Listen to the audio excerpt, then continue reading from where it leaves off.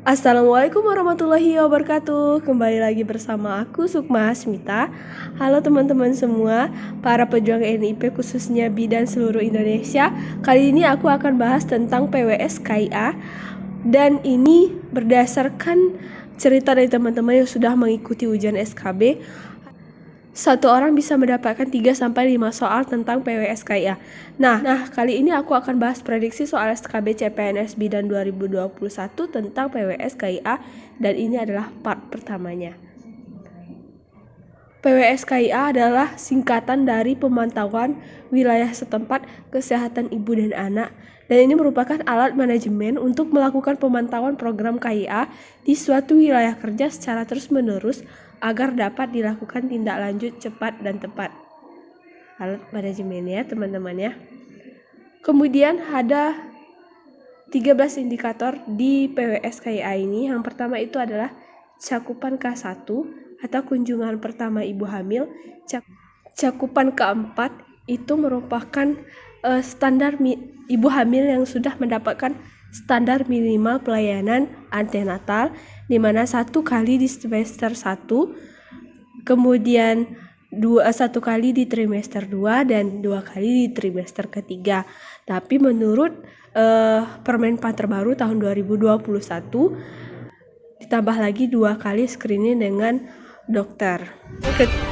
Kemudian yang ketiga, cakupan persalinan yang dilakukan oleh tenaga kesehatan dalam kurun waktu tertentu. Keempat, cakupan kunjungan nifas, karena nifas standarnya ada 3, namun sekarang itu ada 4. Kemudian yang kelima, cakupan kunjungan neonatal 1, kemudian cakupan kunjungan neonatal lengkap, deteksi dini faktor resiko dan komplikasi oleh masyarakat. Kedelapan, cakupan penanganan komplikasi obstetri. 9, cakupan penanganan komplikasi neonatal. Kemudian cakupan kunjungan bayi, cakupan kunjungan balita, cakupan pelayanan balita sakit yang dilayani MTBS, dan cakupan KB aktif. Nah, itu indikator dari PWS KIA. Kemudian kita masuk ke contoh soal.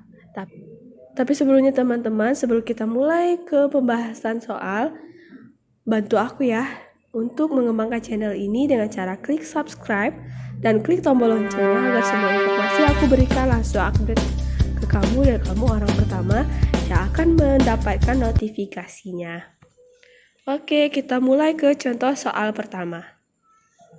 Pada satu kecamatan, ini bukan kecamatan ya, kecamatan di Kabupaten Merangin Jambi, diketahui angka kelahiran hidup tahun 2020 adalah 175 dengan jumlah penduduk sebanyak 10.000 jiwa. Maka hitunglah angka kelahiran kasarnya atau CBR-nya. Nah, sebelumnya mengingat kembali ya teman-teman, untuk menghitung CBR atau angka kelahiran kasar, rumusnya adalah jumlah kelahiran, angka kelahiran hidup 175 dibagi jumlah penduduk 10.000.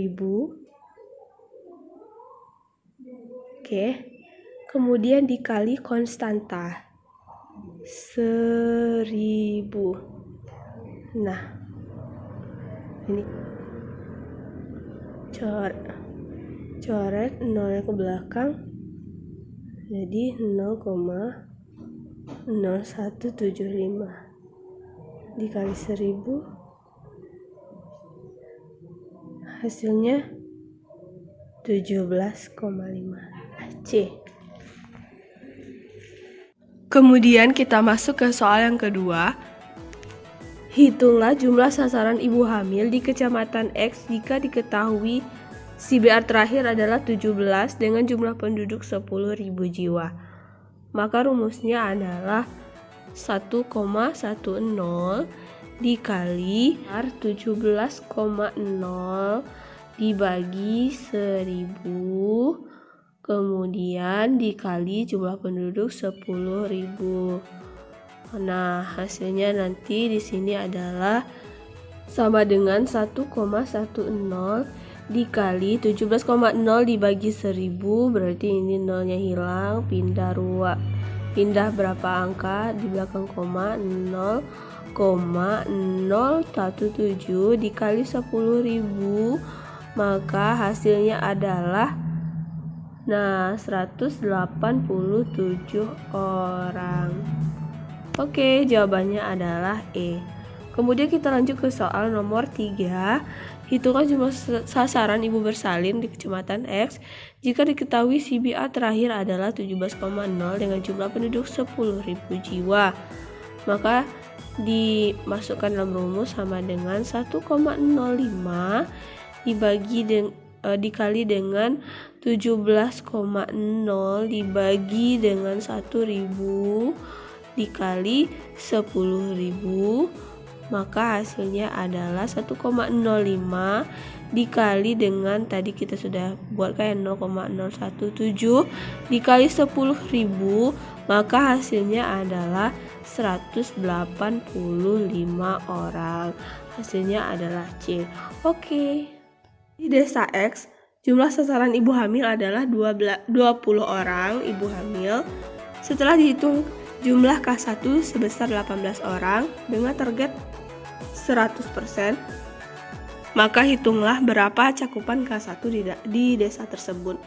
Untuk mencari cakupan K1 sama dengan jumlah ibu hamil yang melakukan K1 18 orang, kemudian dibagi sasaran 20, kemudian dikali 100%. Nah, itu hasilnya adalah 90%.